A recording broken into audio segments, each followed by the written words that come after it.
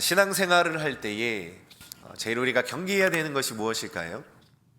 성경에 여러 가지 나오지만 가장 대표적으로 있는 것이 교만입니다.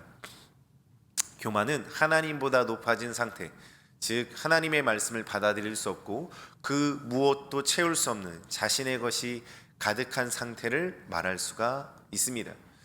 교만하면 그 무엇도 들어가지 않고 그 무엇도 받아들이지 않고 그 무엇도 수용하려고 하지 않습니다. 내가 주인이 되어 내가 옳다, 내가 맞다 말하는 그 상태가 교만하다라고 표현할 수 있습니다.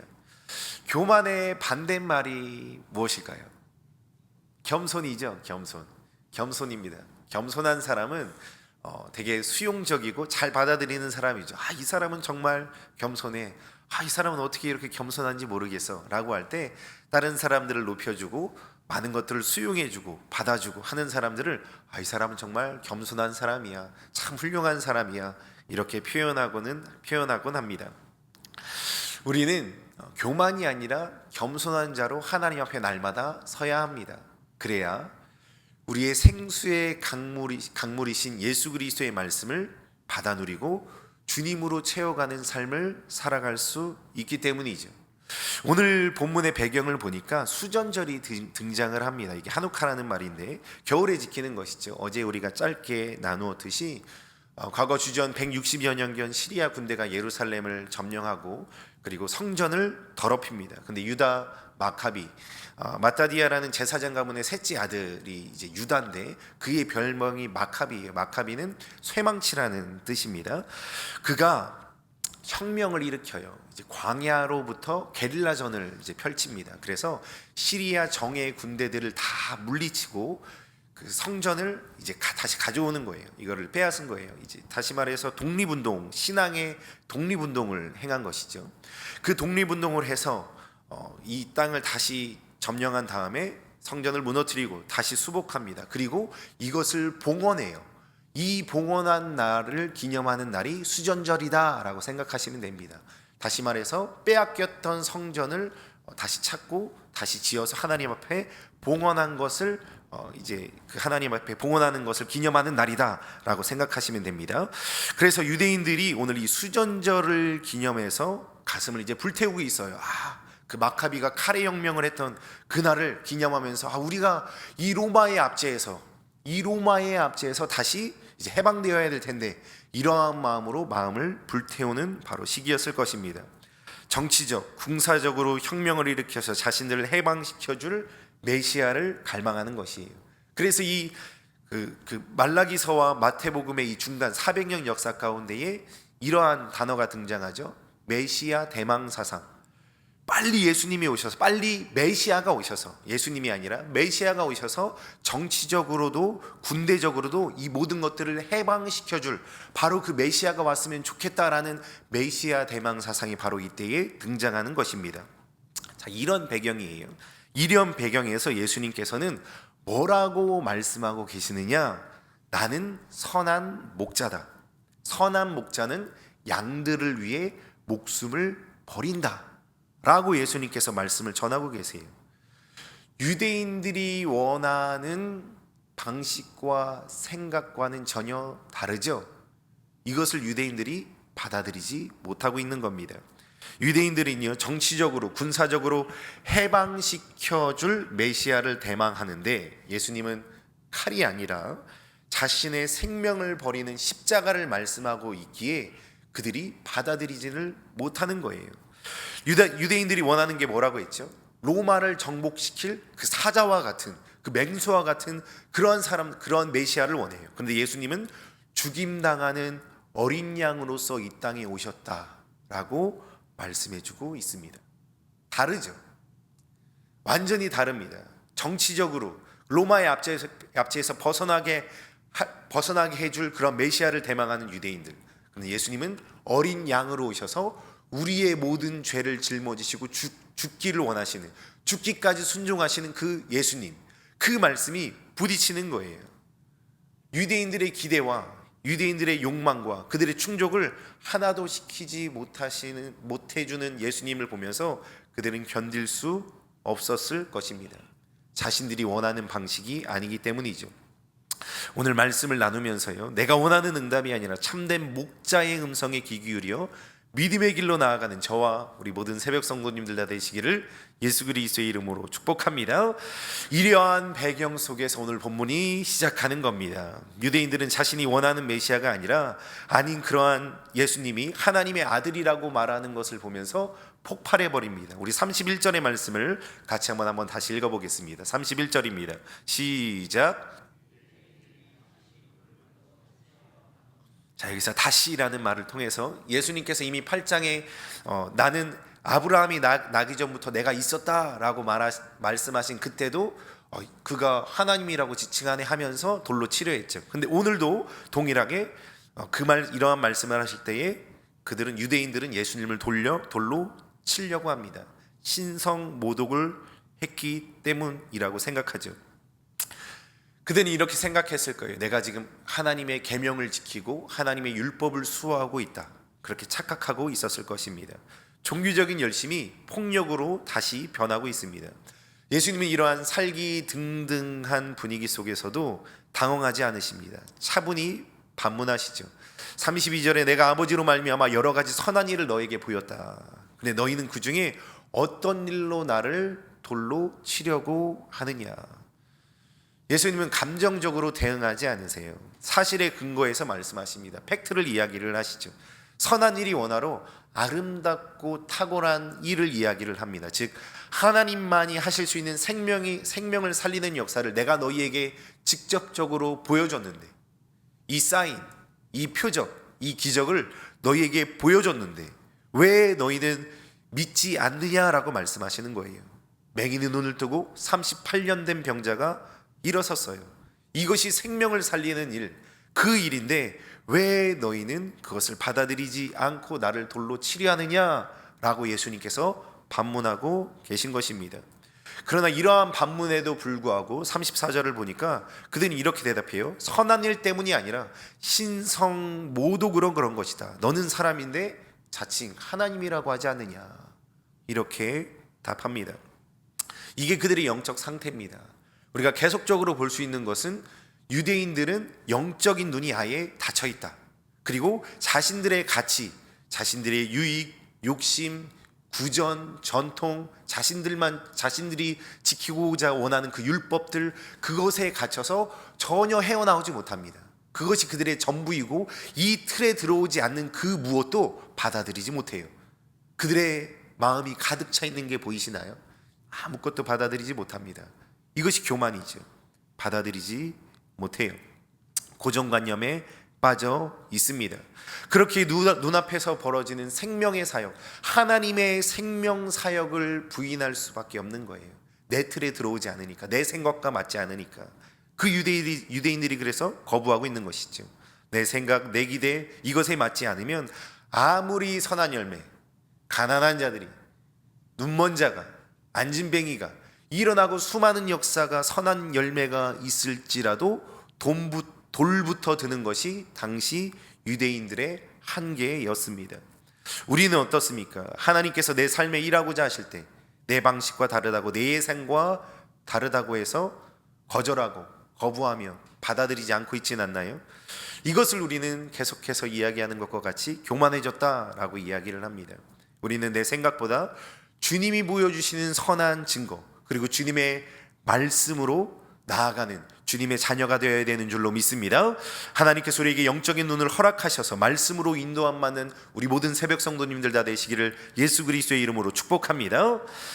이렇게 유대인들이 자신들의 잣대로 예수님을 정죄할 때, 예수님이 이런 정죄를 당하실 때에 예수님은 감정적으로 맞서지 않으시고 그들이 그토록 소중히 여기는 율법, 그 말씀을 통해서 변론하십니다. 우리 34절의 말씀을 한번 한 목소리로 읽어보도록 하겠습니다. 34절입니다. 시작. 예수께서 이르시되 신이라 하였노라 하지 아니하였느냐. 아멘. 이 말씀이 시편 82편 6절 말씀에 등장합니다. 제가 읽어드릴게요. 내가 말하기를 너희는 신들이며 다 지존자의 아들들이라 하였으나 라고 말씀해주고 있어요. 이 시편은요, 하나님께서 이스라엘의 재판관들에게 하신 말씀입니다. 비록 그 불완전한 재판관들이지만 그들이 하나님의 말씀을 맡아서 대리자로 세움을 받았기 때문에 시편에서는 뭐라고 칭하고 있죠? 신의 아들들이다, 하나님의 아들이다 라고 불렸다라는 것입니다. 예수님의 논리가 그래서 명확한 거죠. 하나님의 말씀을 위탁받은 인간들도 신이라고 성경에서 분명하게 기록되어져 있는데 하물며 하나님께서 직접 거룩하게 구별하여 세상에 보낸 예수 내가 하나님의 아들이라고 일컫는 것이 어찌 신성모독이냐라고 말씀해주고 있는 거예요. 합당한 변론이죠. 합당한 말씀을 지금 하고 계세요. 그러면서 예수님은 너희가 다 아무리 그렇게 말할지라도 35절에 성경은 패하지 못한다라고 말씀해요. 35절 말씀 보니까 성경은 패하지 못하나니 하나님의 말씀을 받은 사람들을 신이라 하셨다라고 분명하게 다시 한번 말씀하십니다. 예수님은 생명의 위협 가운데도 자신의 권위를 다른 무엇이 아니라 기록된 말씀 위에 두십니다. 세상의 맹렬한 공격 앞에서도 흔들리지 않을 수 있는 근거가 무엇이에요? 하나님의 말씀을 가지고 굳건히 서 계시는 것을 우리는 알 수 있습니다.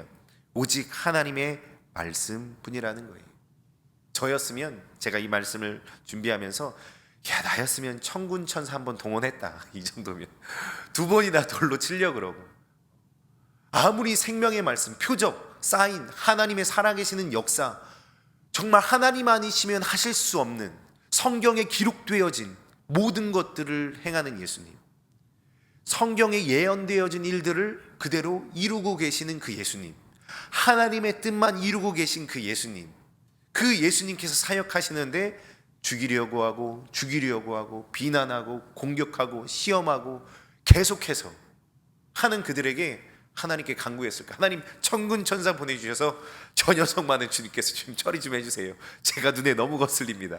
이렇게 말하고 싶으셨겠다, 이런 생각이 들어요. 근데 예수님은 어떻게 하세요? 하나도, 단 한 가지도 하나님의 뜻이 아닌 것은 선포하지 않으세요. 자신의 권세와 권위를 내세우지 않으세요. 오직 주의 말씀의 근거에서 당당히 나아가고 계시는 그 예수님의 모습을 보게 됩니다. 예수님 좀 멋지시죠? 저는 되게 멋지셨는데, 예수님 진짜 멋지시다. 아무것도 다 가지고 계시지만 아무것도 없는 것처럼 그냥 말씀만 가지고 사람들 앞에서, 생명의 위협 앞에서도 서 계시는구나. 그랬으면 버럭 승질내면서 내가 잘못한 게 뭐냐, 이렇게 말했겠는 거예요. 제 마음으로는, 저의 성품으로는. 예수님이 참 멋지시더라고요. 이렇게 논증을 예수님은 마치시면서 이제 그들을 다시 믿음의 자리로 초청하세요. 참 품이 넓으시죠. 죽이려고 하는 사람에게 화도 안 내고 말씀으로 자신을 그냥 있는 모습 그대로 변증하세요. 그리고 그들을 전도하려고 하시는 거예요. 믿음을 믿을 수 있도록 다시 한번 던지는 겁니다. 우리 37절과 38절의 말씀을 한 목소리로 다시 한번 읽어보겠습니다. 시작. 만일 내가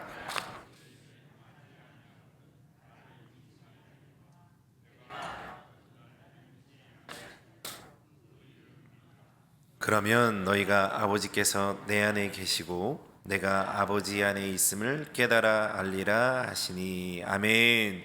나를 믿지 못하겠거든 내가 행한 그 일을 믿으라. 왜 이걸 믿으라고 하시는 건지, 기적이니까 믿으라라고 하시는 것이 아닙니다. 성경에 예언된 일이 성취되고 있어라는 것을 말씀을 하시는 거예요. 그래서 예수님께서 나는 신비주의로서 기적을 베푸는 능력이 많은 하나님이야, 이걸 주로 얘기하는 것이 아니라 하나님의 예언과 말씀이 성취되고 있는 것을 너희가 봐. 이거 하나님께서 예언하신 거잖아, 하나님께서 기록해 놓으신 거잖아 라고 하시면서 이것을 믿으라라고 이야기하세요. 자신을 죽이려는 자들을 위해서 배려해 주고 계시죠.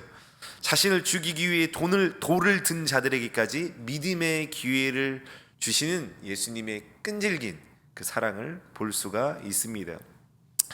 우리의 믿음 또한 감정이 아니라 말씀 위에 있어야 됩니다. 삶의 증거가 있어야 됩니다. 때로는 우리의 신앙이 흔들릴 때가 있고 말씀이 믿어지지 않고 의심이 들 때가 있죠. 말씀을 무시하고 논리와 감정에 앞설 때가 있습니다. 그때에 우리는 변치 않는 말씀으로 돌아가야 됩니다. 내 삶에 행하신 주님의 일들을 돌아봐야 하죠. 예수님은 우리를 향해 끊임없이 포기하지 않으시고 생명의 길로 인도하길 원하시는 줄 믿으시기를 예수님의 이름으로 축복합니다. 자, 이제 마지막으로 장면이 바뀝니다. 그리고 완전히 장면이 바뀌면서 그 신앙적 기조도 완전히 바뀌어요. 예수님은 화려한 성전, 건물들이 있고 수많은 사람들, 권세 있는 자들, 높은 사람들이 있는 그 예루살렘, 그 성전을 떠나셔서 다시 거친 광야로 나아가십니다. 우리 39절로 40절의 말씀을 보도록 하겠습니다. 시작.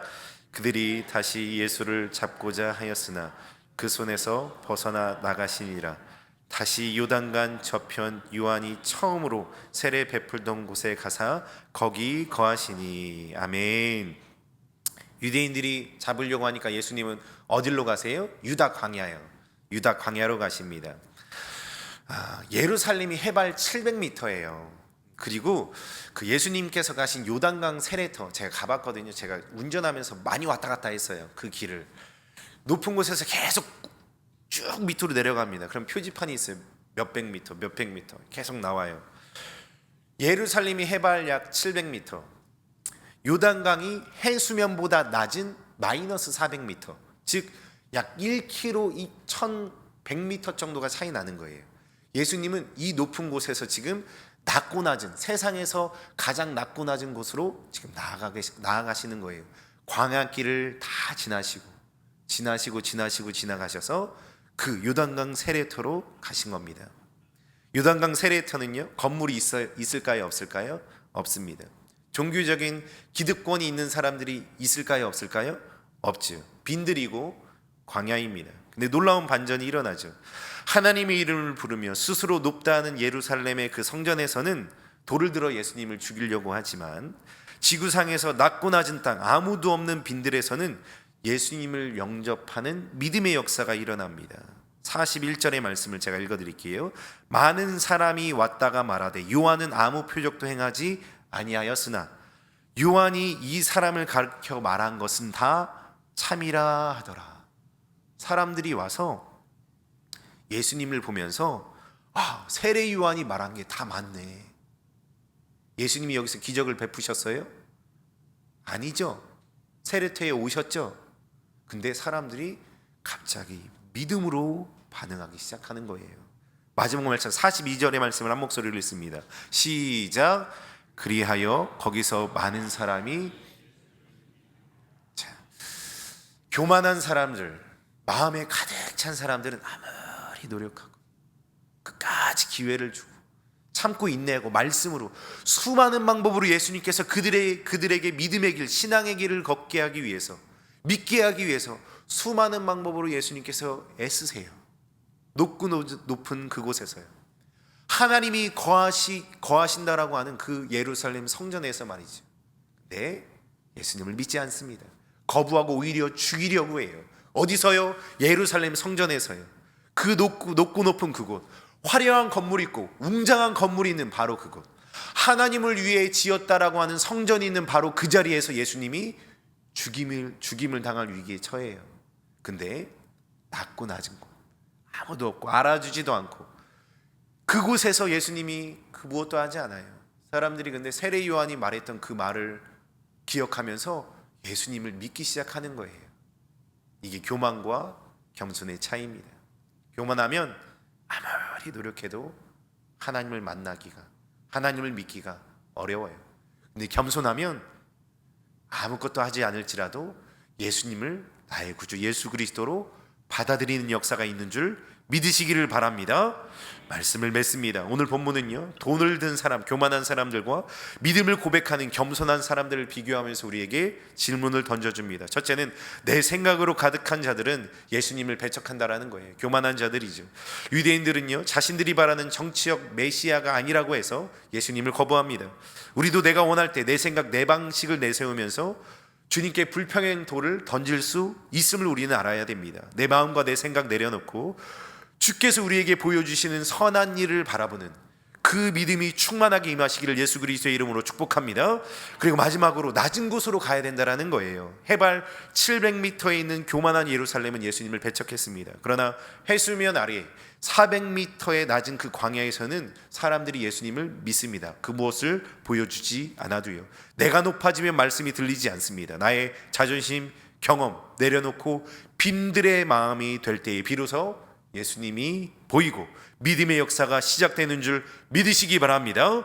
오늘 하루 내 고집과 자존심, 내 교만과 높은 자리가 아니라 낮은 자리에서 주님을 만나시고 주님이 행하시는 선한 일을 찬양하고 감사하시는 우리 모든 새벽 성도님들 다 되시기를 예수 그리스도의 이름으로 축복합니다.